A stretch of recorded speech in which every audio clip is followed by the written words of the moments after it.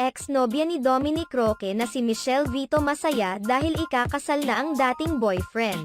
Sa kauna-unahang pagkakataon nagsalita ang ex-girlfriend ni Dominic Roque na si Michelle Vito patungkol sa nalalapit na pagpapakasal nina Dominic Roque at Bea Alonzo.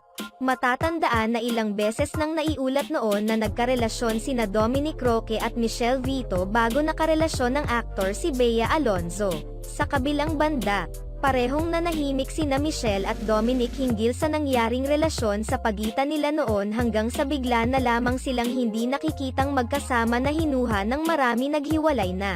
Samantala, sa kamakailang panayam inamin na ni Michelle Vito na totoong nagkarelasyon talaga sila ni Dominic Roque ng ilang taon at noong 2019 sila naghiwalay. Hindi naman nilinaw ni Michelle kung ano ang dahilan kung bakit natigil ang matagal na nilang relasyon ni Dominic. Sa kabilang banda, pareho namang masaya na ang love life ni na Dominic Roque at Michelle Vito dahil pareho na silang may karelasyon. Nagbigay naman ng mensahe at reaksyon si Michelle patungkol sa nalalapit na pagpapakasal ni na Dominic at Bea Alonzo. Ayon kay Michelle, masaya siyang lalagay na sa tahimik ang dalawa at masayang-masaya siya para kay Dominic Roque.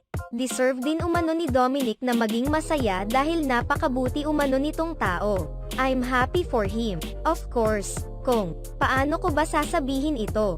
Basta way back ang gusto naman namin talaga sa isa't isa is maging masaya kami. Kung saan siya masaya, kung saan ako masaya.